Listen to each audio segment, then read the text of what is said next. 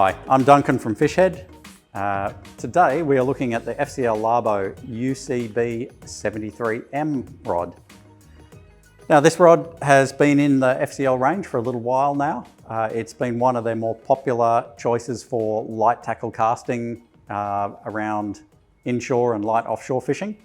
And yeah, we're going to take a bit of a deeper dive into it. What we have here is a rod with, it's got I'd call that a medium taper, medium fast. So it does have some tip taper, but it's flexing. As you flex it there, it gets down into the first third reasonably well and continues to flex down towards the foregrip. It does have some stiffness from the get-go. It's not a soft tipped rod. It certainly has some firmness from the beginning and continues that as a steady ramp up all the way through the rod. Also uses quite responsive carbon, so when you let it go from bent to straight, it bounces back very fast. So definitely more at the punchy, twitchy end of the spectrum, which is pretty common with FCL rods. Okay, component-wise, starting with a Fuji butt cap, then we have the split grip section to keep things nice and light, the Fuji reel seat with locking ring, butt joint, and then into a Fuji RV guide, titanium framed silicon RVs, and then titanium silicon K-guides all the way through to the tip. Yeah, so pretty much the best guides you can get all the way through. Okay, reel-wise, we use this with a 5,000 or 6,000 size Daiwa Shimano reel. It's rated as a P3 rod. A lot of people do run P4 on it. You could, if you said P4, some people would be thinking, okay, I'll put an 8,000 size reel on there. Probably can work with the bigger reel, but really it's spot on for that 5,000-6,000 size. It's rated to cast up to 70 grams, and we typically have recommended people in the past to use sort of 30 to 70 grams as the range. All right, we should have a look at how this rod casts. Casting the little Labana Milkshake 95mm, 18 grams on this rod. It's probably a bit under what the rod was intended for. It's probably best with about 25 through to 70 grams, or even 30 through to 70, but when you punch it nice and firmly, no trouble getting good distance with the little lure.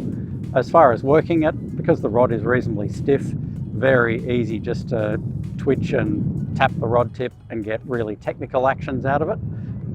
Yeah, very, very responsive at the lure end.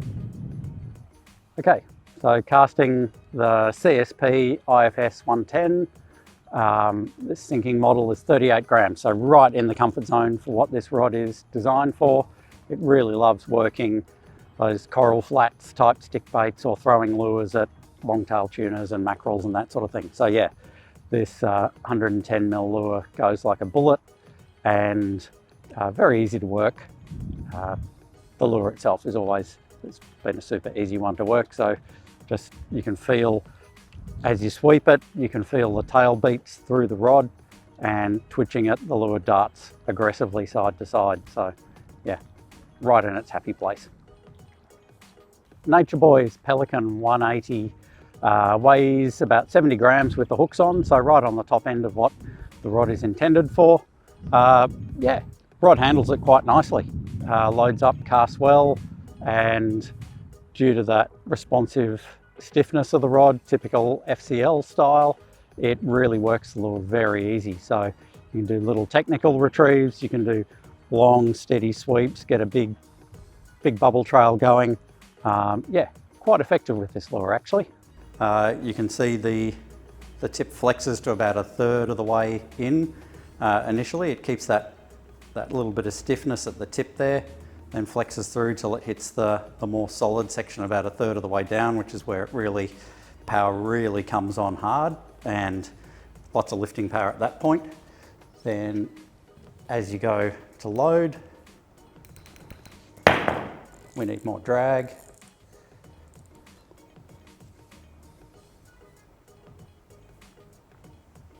And it flexes smoothly through the rod, all the way down to that first guide there. Then yeah, keeps that stiffness from the first guide through to the grips. So Very good lifting power for a lighter rod like this. Okay, so casting with this rod, we went from that lighter 20 gram end through to the 70 gram end. It cast all of those weights really nicely. At the lighter 20 gram end, you're starting to lose a bit of the feel through the rod, trying to punch those lures, but it still casts the lure a very fishable distance. But once you start getting in close to the 30 gram end, that's when it really comes into its own. And yeah, the feel is great, the distance is great.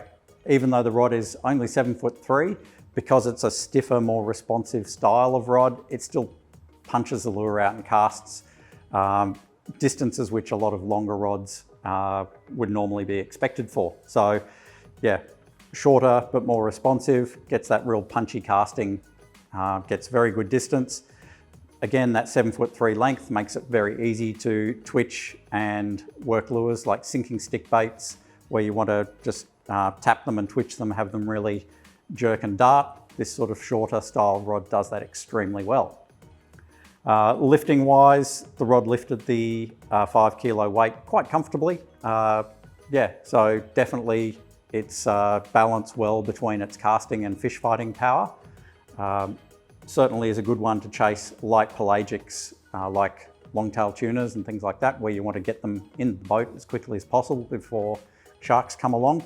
Also, that kind of power works really, really nicely on the coral flats. So the slightly stiffer action, when like a coral trout grabs its lure, the stiffness of the carbon really helps to prevent that fish from grabbing the lure and turning in the one motion.